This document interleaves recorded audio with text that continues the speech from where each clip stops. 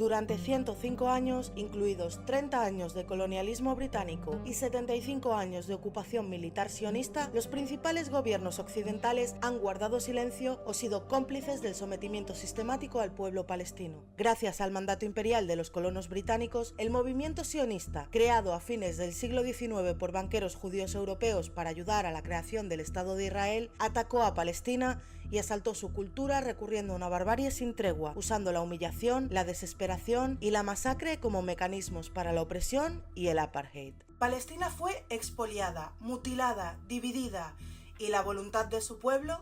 Bueno, esta es una de las gloriosas partes de la historia en las que los pueblos no se doblegan y eligen el camino de la resistencia. En 1918, el pueblo palestino poseía el 98,5% de la tierra de Palestina y representaba el 92% de la población de la tierra de Palestina.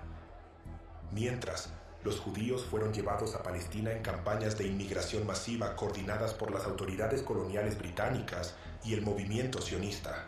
En aquel momento, se le negó al pueblo palestino el derecho a la autodeterminación y las bandas sionistas emprendieron una campaña de limpieza étnica contra el pueblo palestino, destinada a expulsarlo de sus tierras y regiones. Como resultado, las bandas sionistas se hicieron con el control por la fuerza del 77% del territorio histórico de Palestina, del que expulsaron al 57% del pueblo palestino, destruyeron más de 500 aldeas y ciudades palestinas y cometieron decenas de masacres contra los palestinos, que culminaron con la creación de la entidad sionista en 1948. Además, prolongando la agresión, las fuerzas israelíes ocuparon el resto de Palestina en 1967, incluyendo Cisjordania, la Franja de Gaza y Jerusalén, así como territorios árabes alrededor de Palestina. Durante estas largas décadas, el pueblo palestino ha sufrido todas las formas de opresión, de injusticia, de expropiación de sus derechos fundamentales.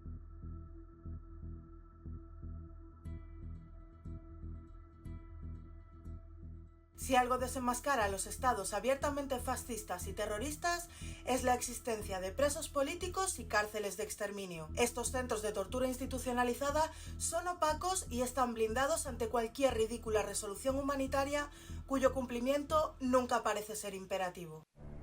Según los datos del propio Servicio de Prisiones de Israel, cerca de 10.000 palestinos están retenidos en prisiones oficiales israelíes. De forma excepcional, los palestinos capturados en Gaza son enviados a 3 campos militares convertidos en centros de detención ilegales y sobre los cuales las autoridades se niegan a ofrecer información. Los miembros del Club de Prisioneros Palestinos nos explican que las instituciones enfrentan grandes desafíos en el seguimiento de la cuestión de los detenidos en Gaza, y los datos disponibles están representados por algunos de los nombres de los campos y prisiones en los que se encuentran detenidos de Gaza, incluido el campo de Sde Temán, en Beersheba, el campo de Anatot, la prisión de Ofer, la prisión de Damón y otros campos pertenecientes al ejército de ocupación. Según testimonios de palestinos que han salido de estos centros, los detenidos están confinados en jaulas a cielo abierto, con los ojos vendados y esposados las 24 horas del día, forzados a permanecer de rodillas la mayor parte del tiempo.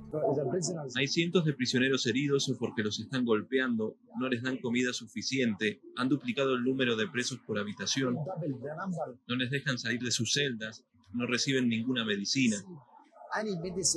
Por si esto fuera poco, los niños palestinos son los únicos del mundo que son juzgados y condenados por tribunales militares. La simple ejecución de acciones políticas legítimas, como el lanzamiento de piedras contra los tanques y bulldozers que amenazan sus casas, es motivo de detención y castigo. Recordemos también que la llamada Ley de Combatientes Ilegales permite detener a una persona sin orden judicial hasta por 45 días y que puedan pasar 75 días sin que un juez vea el caso o sin ser visitadas por un abogado. Las leyes militares israelíes, inspiradas en las leyes coloniales británicas, mantienen encarcelados y en verdaderas condiciones de exterminio a civiles, a militantes y a dirigentes de organizaciones políticas y armadas en Palestina ocupada.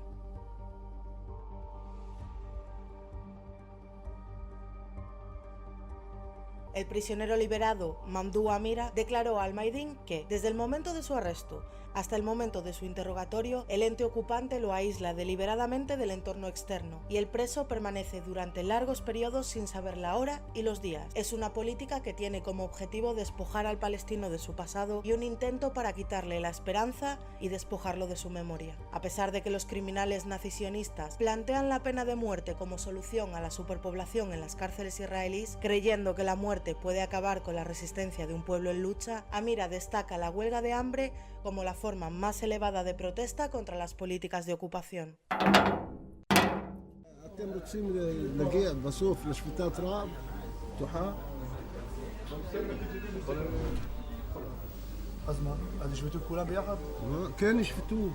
בסוף ישפטו, אתם עוד תראו, לא האמנתם שיש שפיטת רעב בהתחלה, כפי שהייתה, לא האמנתם, אבל עוד תאמינו שתהיה עוד פעם, כי זה מתגלגל, מגיע עד נקודת השפט. El 13 de julio de 2021 salía de la cárcel una carta de Khalida Harrar para que sirviera de despedida a Suha, su hija, tras la prohibición de asistir a su funeral a tan solo 2 meses de su liberación en septiembre de 2021. En ella escribía: Suha, mi preciosa, me han despojado de darte un último beso de despedida. Me despido de ti con una flor. Tu ausencia es abrasadoramente dolorosa, insoportablemente dolorosa. Pero me mantengo firme y fuerte, como las montañas de la amada Palestina.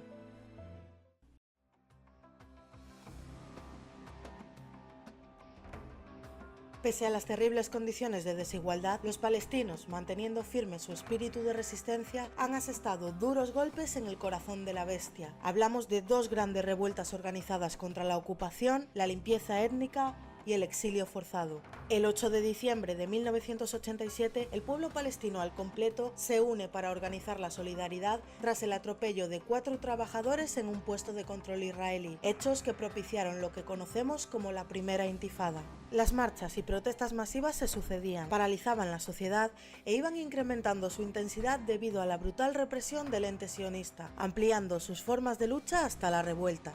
La primera intifada ha sido conocida como la Revuelta de las Piedras. Huelgas generales, ausentismo y boicot laboral de los trabajadores árabes en empresas israelíes acompañaban a las protestas en las calles, donde jóvenes palestinos llenaban sus bolsillos de piedras y con la cufilla cubriendo su rostro se disponían a enfrentar valientemente los tanques del ocupante.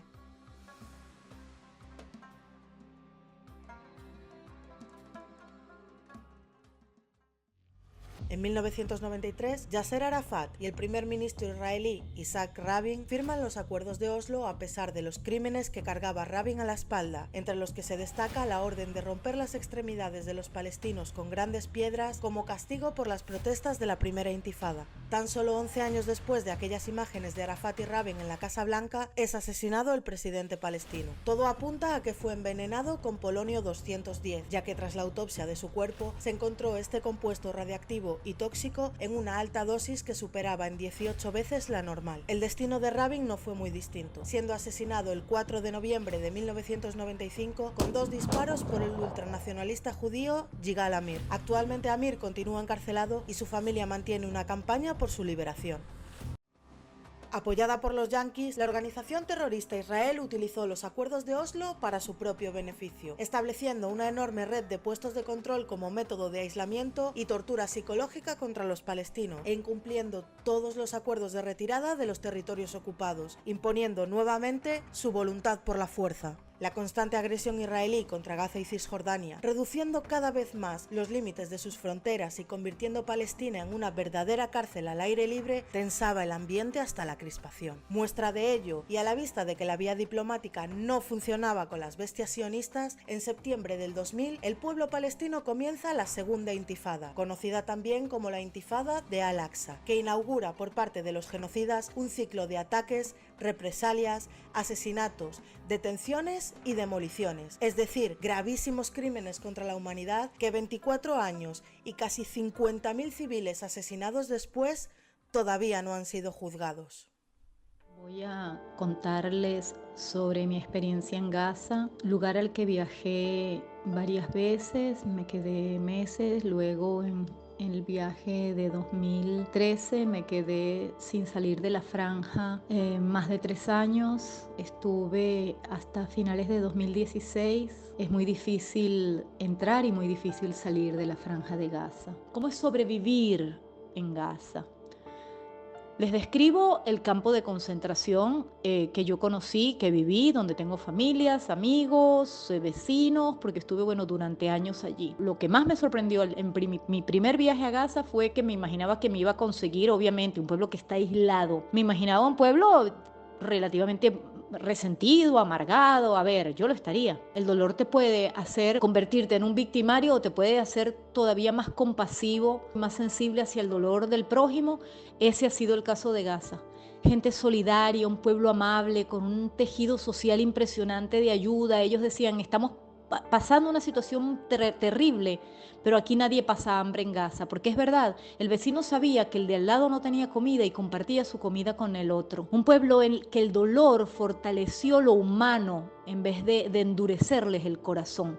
Y no estoy idealizando para nada, estoy nada más relatando mi experiencia y los resultados de esa especie de laboratorio terrible que tiene Israel sobre esa zona de Palestina. En el pueblo de Gaza, los resultados fueron un pueblo amante de la educación, les encanta estudiar, las mujeres encabezan en la matrícula universitaria, profesionales, los estudiantes se desviven por aprender, en cada lado hay una biblioteca, había una escuela que levantaban con sus propias manos y si se la bombardeaban la volvían a levantar, un pueblo muy culto, un pueblo que hace como instrumento de su resistencia es su memoria, su cultura, sus tradiciones, todo ese bagaje cultural de un pueblo milenario, un pueblo de campesinos, un pueblo de comerciantes, un pueblo de pescadores, muy sufrido, bombardeado continuamente. Yo estuve durante los bombardeos de 2014, esa agresión brutal que en 51 días dejó casi 3.000 personas asesinadas, entre ellas casi 600 niños. Bombardearon hospitales, yo estaba dentro del hospital Al-Wafa cuando lo bombardearon, así que puedo dar fe, soy testigo de primera mano de que Israel bombardea hospitales, destruyeron, convirtieron a Shishai en cenizas. Mi experiencia en Gaza es entre lo terrible y lo hermoso. A mí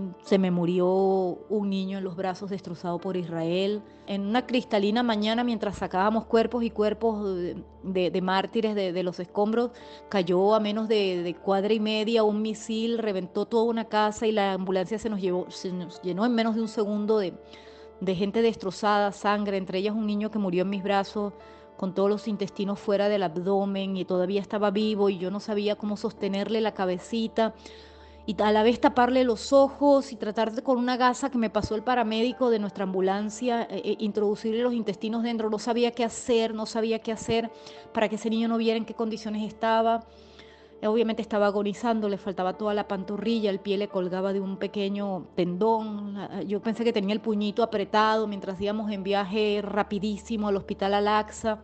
Fue perdiendo el color frente a mis ojos y falleció desangrado. Y así tantos niños que sacamos de los escombros, con sus pijamas, estaban durmiendo en sus cunas. Todo lo que les estoy contando pasó en el 2014 y pasó antes, pasó en el 2008, volvió a pasar luego, en el 2021, en el 2022. Israel los encierra y los bombardea como quiere y ahora está terminando de exterminarlos porque sabe que su única manera de subsistir como ente genocida es exterminando o expulsando a la población nativa.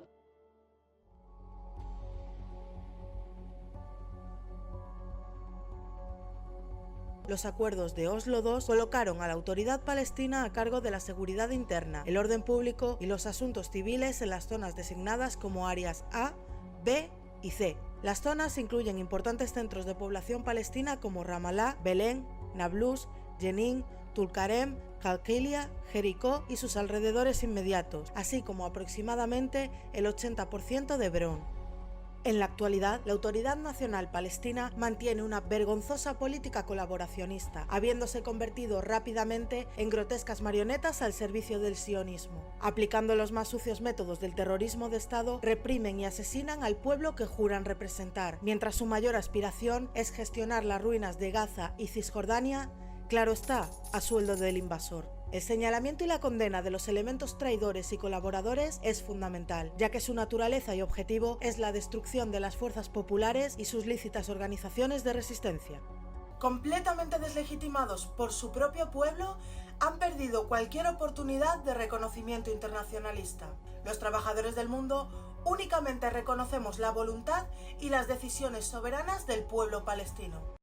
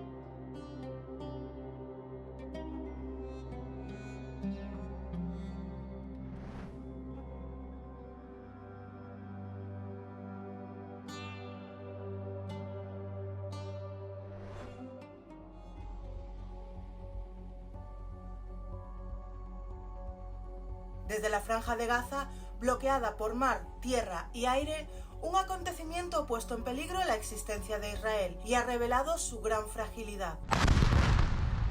¡Allahu Akbar! La acción realizada por la resistencia palestina el pasado 7 de octubre destapó debilidades en varios niveles de mando y defensa del ente sionista, convirtiendo la poderosa cúpula de hierro en la ya famosa cúpula de cartón y mostrando al mundo una esperanzadora realidad. El avance tecnológico militar al que la resistencia tiene acceso a día de hoy ha mejorado mucho su capacidad ofensiva, pudiendo así resquebrajar cada vez más profundamente los cimientos del sionismo. En una gran demostración de fuerza, las brigadas de resistencia y su unidad de campo han obligado a las unidades militares especiales israelíes a entrar en combate cuerpo a cuerpo, donde han quedado desenmascarados como auténticas ratas, incapaces de luchar contra la resistencia armada palestina que les enfrenta sin el más mínimo atisbo de miedo. Al contrario que los mercenarios israelíes, los palestinos mantienen una voluntad inquebrantable a pesar de la guerra de exterminio y están decididos a vencer.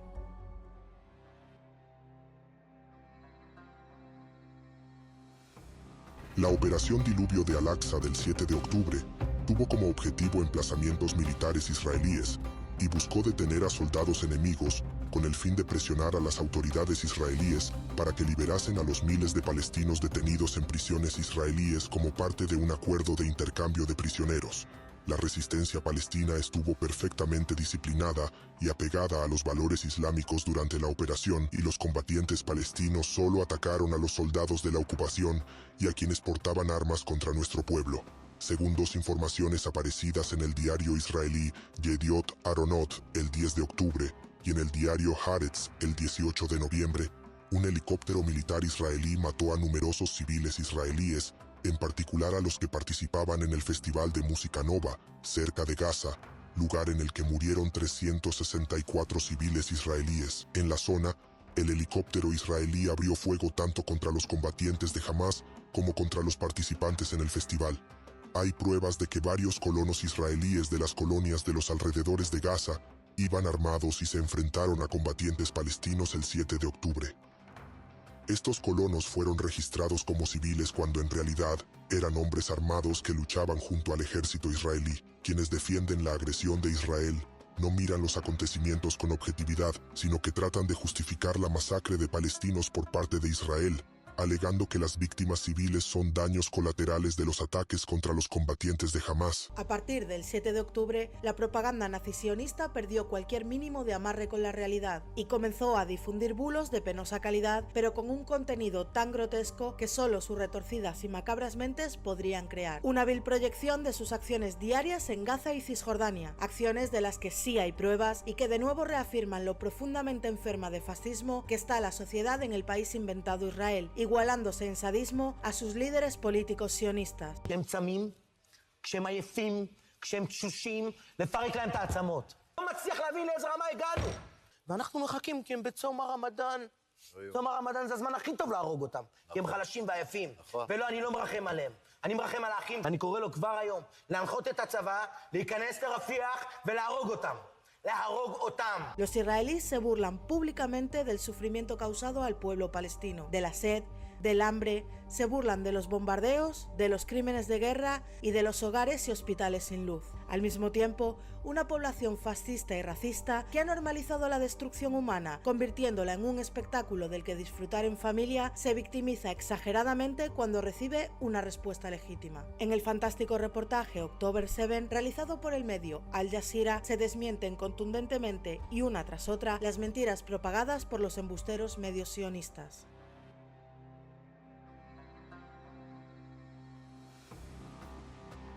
De forma casi automática, los responsables de seguridad de Israel aseguraban que destruirían las capacidades militares y gubernamentales de Hamás, pero como siempre, tras las bífidas palabras de los criminales genocidas, se escondían planes de masacre total contra civiles, bombardeos contra escuelas, hospitales y más de 15.000 infanticidios que los pueblos del mundo jamás perdonaremos.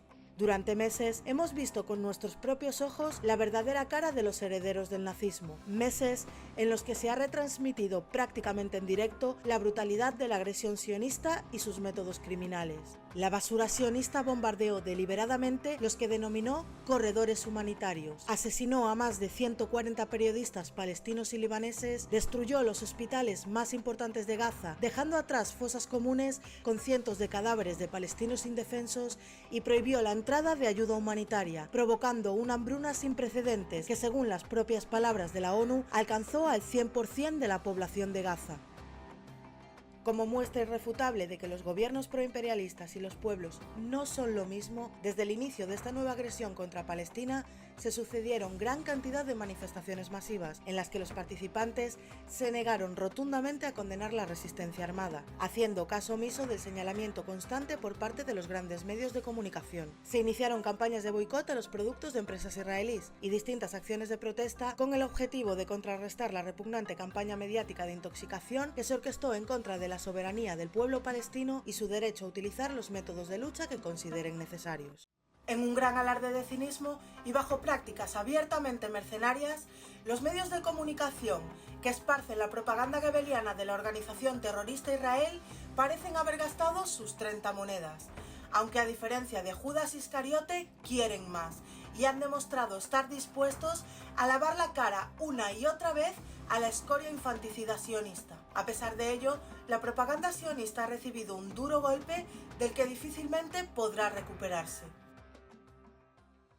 Uno de los ejemplos de apoyo internacionalista más destacable son las acciones militares y populares en Yemen, el frente de resistencia de un pueblo fiel a su compromiso solidario contraído con Palestina desde hace décadas. A mediados de noviembre de 2023, el jefe militar de Ansar Allah, en un claro ejercicio de consecuencia, anunciaba que los hutíes atacarían los barcos que tuvieran alguna conexión con Israel, promesa que se materializó el 19 de noviembre del mismo año, cuando los combatientes hutíes secuestraron en el Mar Rojo el carguero Galaxy Leader, propiedad del israelí Abraham Anger, un magnate del transporte marítimo internacional, dueño y fundador de la empresa Rai Car Carriers, con base corporativa en el paraíso fiscal de la isla de Mans y con un patrimonio neto total de más de 2.000 millones de dólares. Desde entonces, y durante 28 semanas consecutivas, las impresionantes muestras de solidaridad del pueblo yemení han recorrido el mundo entero, reuniendo cada viernes a más de 1 millón de manifestantes en pie de guerra contra los crímenes de la organización terrorista Israel y el imperialismo norteamericano que lo sustenta. Actualmente, el Galaxy Leader está amarrado frente a las costas del puerto militar yemení de Al-Salif y los combatientes hutíes continúan sus acciones militares en el Mar Rojo, con una lista de más de 103 barcos interceptados, atacando con misiles diversos petroleros británicos y derribando drones estadounidenses.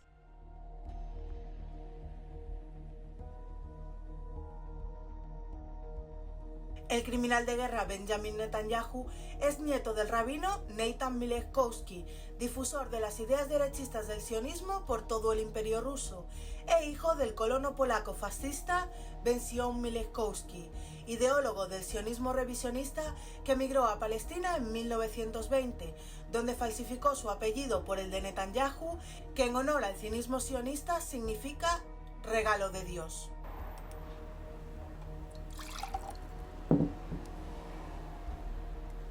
Podrido de una heredada mentalidad mesiánica y profundamente racista, es dirigente desde hace 15 años consecutivos de un estado inventado que se denomina a sí mismo el pueblo elegido y que ocupa una tierra de la cual se dice propietario por mandato divino. Debido a su estirpe, Netanyahu carga a sus espaldas todos los crímenes del sionismo, desde las acciones de las organizaciones terroristas como Haganah, Stern, Irgun, que cometieron espeluznantes masacres con el propósito de provocar terror en la sociedad civil palestina, hasta la nueva oleada de genocidio iniciada el 7 de octubre. Criado entre Israel y Estados Unidos y consultor económico en el Boston Consulting Group en Massachusetts, disfruta jactándose de su conocimiento de la política norteamericana, un conocimiento que ha utilizado para llevar a cabo la política de exterminio del pueblo palestino.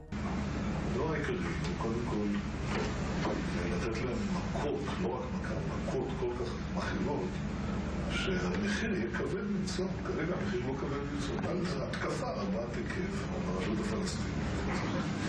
זה לפחד שהכל מתמוטט. לא פוחדים, צוחקים להם, יראו לנו לתוך הישר וצחוק ופשוט הם לא פוחדים. זה מה שנביא אותם ואז רגע, אבל אז השוק מהעולם יגיד מה, אתם כובשים? אתה לא מפחד מהעולם, ביבי. במיוחד היום עם אמריקה, אני יודע מה זה אמריקה. אמריקה זה לא שאפשר להזיז אותו בקלות, להזיז לכיוון הנכון. הם אומרים שהם בעדינו, אבל כאילו... לא יכריעו לנו. 80% מהאמריקאים תומכים בנו. זה אבסורד. Imágenes como estas nos demuestran que nada empezó el 7 de octubre, como las ratas embusteras sionistas nos han tratado de vender, y que desde luego no estamos ante un conflicto asimétrico. Es un genocidio orquestado, planificado desde hace décadas y que ejerce una violencia extraletal para dar un mensaje al mundo.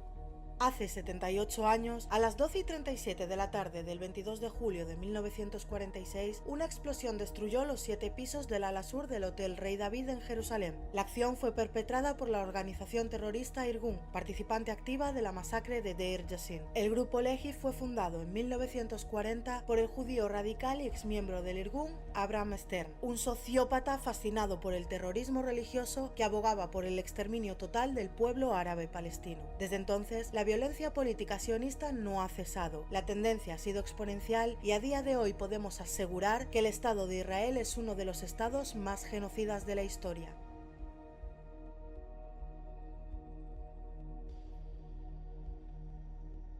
Las FDI, como las conocemos hoy en día, son herederas directas de la Haganah, Irgun, Lehi, Palmach y otras tantas organizaciones terroristas financiadas por el sionismo. Como hemos podido ver, los crímenes de guerra cometidos por militares israelíes en Gaza y Cisjordania son de una crueldad sin límites. Durante la invasión terrestre a Gaza, fueron publicadas en varias ocasiones fotografías y escenas horrorosas de la detención de cientos de personas, desnudas y detenidas en condiciones degradantes para la dignidad humana. Les hemos visto humillando a mujeres palestinas, saqueando viviendas, masacrando civiles, bombardeando hospitales y dejando a su paso enormes fosas comunes de personas ejecutadas con las extremidades amordazadas. Estas alimañas han sido presentadas por los grandes medios de comunicación, propiedad de empresas israelíes, como el ejército más moral del mundo, y sin embargo, las acciones del ejército de ocupación sionista nos revuelven el estómago hasta la náusea.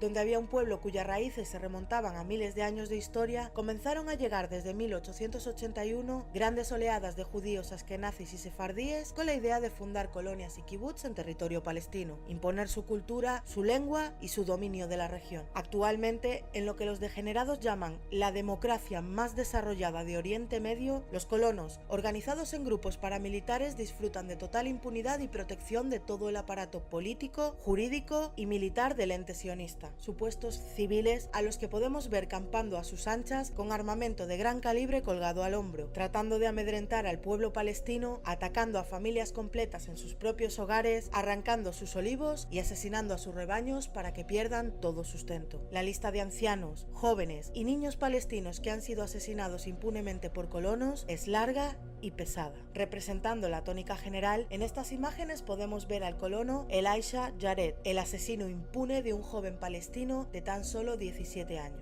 Ríe y se burla ante el tribunal porque se sabe impune, una impunidad que nos resulta conocida.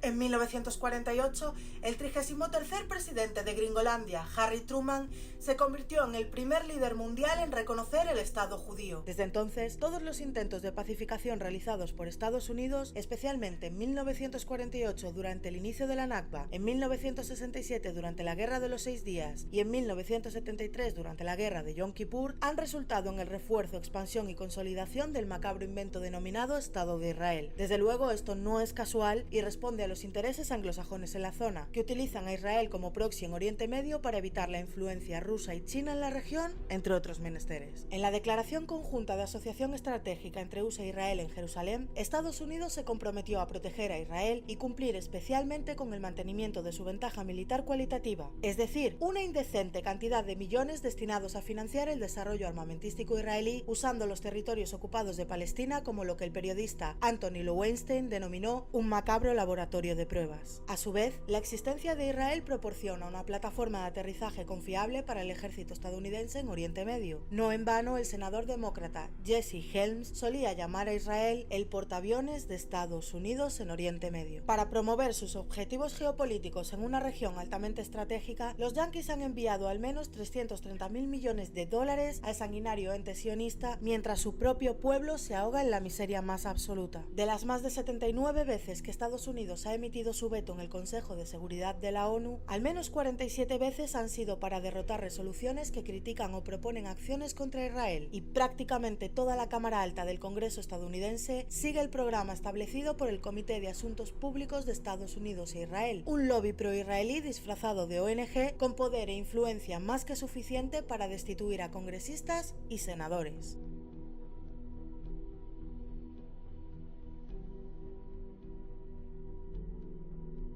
La CIA, el MI5, el MI6 y el Mossad han creado, financiado y patrocinado en múltiples ocasiones a organizaciones terroristas como ISIS, que sirven como excusa para justificar las guerras de rapiña imperialistas que los estados capitalistas económicamente más desarrollados han declarado a los pueblos del mundo, siendo esta la forma de dichas potencias para ampliar sus mercados y alcanzar así la consecución de un nuevo reparto geopolítico de grandes espacios de influencia, expolio de recursos naturales y el dominio voraz de las antiguas y actuales colonias, es decir, el capitalismo en su fase monopolista, exprimiendo a la humanidad para evitar su necesaria desaparición. La cuestión palestina, la autodeterminación de las naciones oprimidas, el antiimperialismo y la lucha por la liberación de los prisioneros políticos es cosa de todos. No callamos con Ucrania, no callamos con el Sáhara Occidental y desde luego no callaremos con Palestina. Jodeos, putos sionistas.